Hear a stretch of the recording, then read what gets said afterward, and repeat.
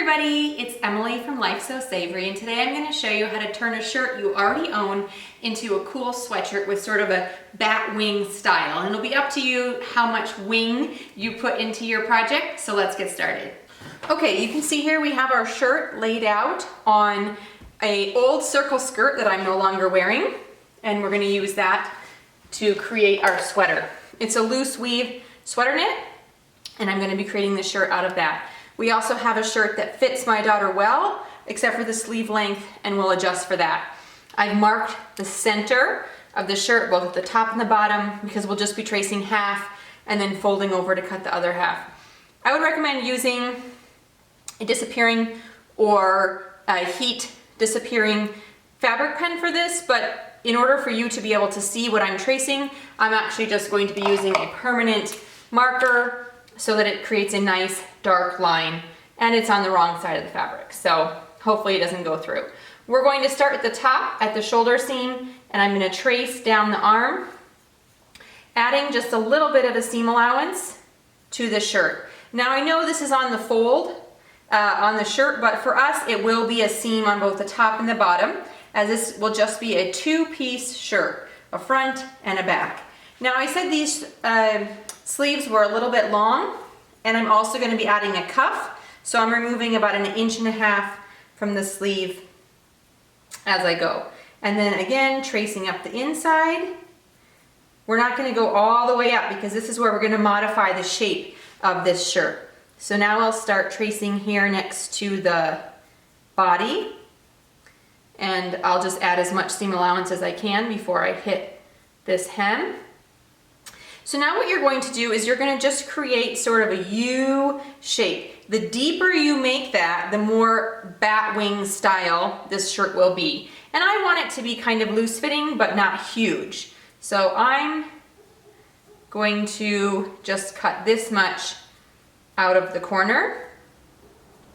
I wouldn't go up any more into the corner or the fit will be quite strange, but you could come down much lower depending on what the look you want for your shirt. Okay, so now we have that traced, and then the neckline, I'm just going to pull open, sort of mark the center, create a little curve. We will first cut 2 backs for this shirt, and then we will just cut 1 neckline lower for the front. I'm also going to mark this center here where I've marked that, and so I know when I cut over to stop there, and then we'll flip it over to cut the other half. Okay, so now we grab our scissors and we begin cutting out this shirt.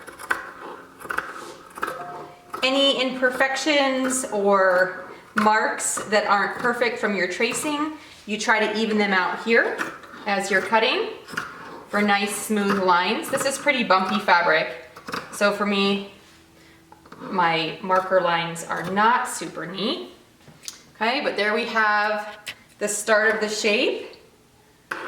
You can see my sleeve mark.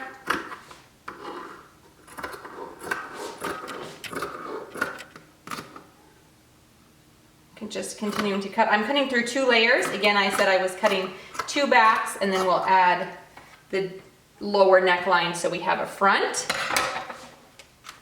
Okay, I'm gonna move that over, tuck that under just a little bit so I can cut the neck. And again, I'm just cutting to the midline of this shirt because we are going to flip it over to create the other half, which will create 2 symmetrical pieces instead of sometimes if I tried to trace the other side, it would not be even.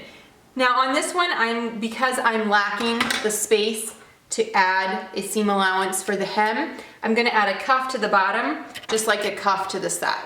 Okay, so you could also make sure you leave, if you want to just hem it up, make sure you leave a 1-inch seam allowance on there. Okay, so now we're cut to the middle on both sides, and we can flip this over to cut the other side. All right, so now we're going to remove the shirt and carefully fold it on that center line that we created.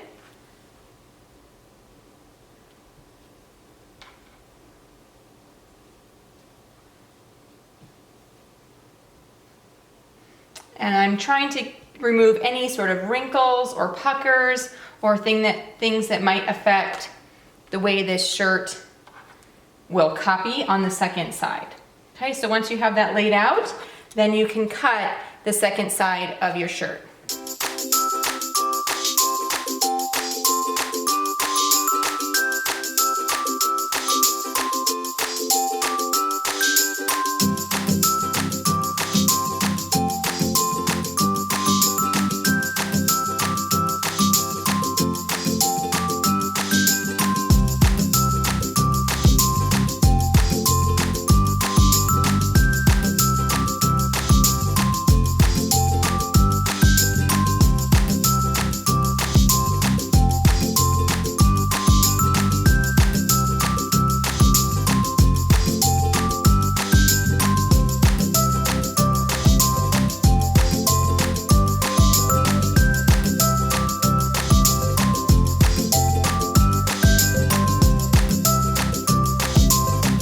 We're now going to create the lower neckline for the front. So fold one of your sweater pieces in half again, and then just take maybe 1.5 inches off the front curve, but we're still going to come up close to that neckline. I am going to take a little bit off the side here because we will be adding a neckband, and I don't want too tight of a neck. So the neckband will then, account for another 1/2 inch to 3/4 that will come in. Okay, so we don't want too small of a neck hole. You can always compare to what you've got, and you see mine is bigger than what we currently have, but we have to account for adding that band in. Okay, so now we have a front and a back piece. All right, let's cut some cuffs. So for this, we will need these scraps of fabric that we've accumulated. And the first cuff or band that I'm going to cut is for the bottom of the shirt because that is bigger than the one we will need for the cuffs. So I want to make sure I have enough fabric. And I just need to, looks like the original hem still kind of got caught up there in the fabric. And we will finish that sort of wobbly cut there when we put on the cuff. So you want to use your fabric going the direction of greatest stretch. So for me that's this way. And the circle skirt was cut, so the fabric was all around an entire circle. So that's why I'm having to move things around and sort of figure out where my fabric lines are. So I'm just going to cut a straight edge, giving myself a longer width here of the fabric so that I can adjust. Oh, let's take off this hem. I do love reusing things that were once something else and now are made new, but you do have to sort of adjust when you're doing that because you've got old hems and things to account for. Okay, so now we're cutting this bottom band the width of across this fabric. I'm not going to take it in at all or make it smaller. If you were doing that, you would want to make it smaller than the width across, but I just want it to be on there. And this is my width it's going to be. I've got it folded. Of course, it's upside down and inside out, but that's what we will generally, the shape we'll have when we're finished. So there's one, okay, and I need a front and a back. It will end up being a tiny bit smaller than this just because we'll be sewing the side seams, but that will just give a little shape to the bottom of our shirt. So you could actually even make it a tiny bit bigger if you wanted, longer, it's up to you. Okay, so now I'm cutting two.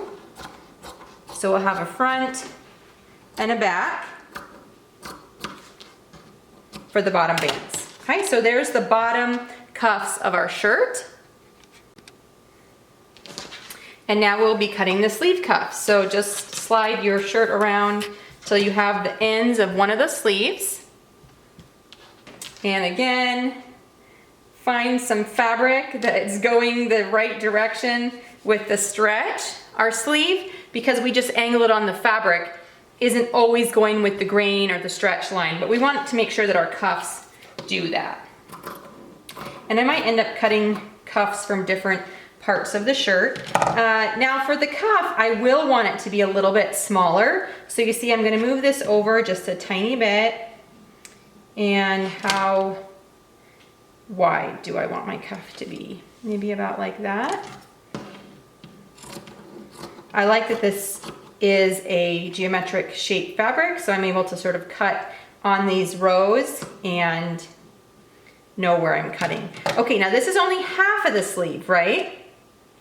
So I do need to make sure that I'm doubling up on that for the cuff. And I want this cuff to be pretty tight so it doesn't go over my daughter's hands.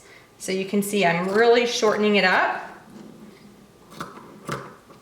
Okay, so it's a lot less than double this. We've got space on both sides, but we will just stretch it to sew it on, and that will cinch up and give us a nice tight cuff.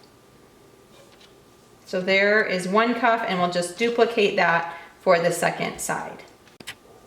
All right, the final piece we're going to cut for this shirt is the neckband. And normally I like to make pretty thin neckbands. Generally I cut it around 1.5 inches, so fold it in half. You have 3/4 of an inch minus the seam allowance, which is a pretty narrow neckband.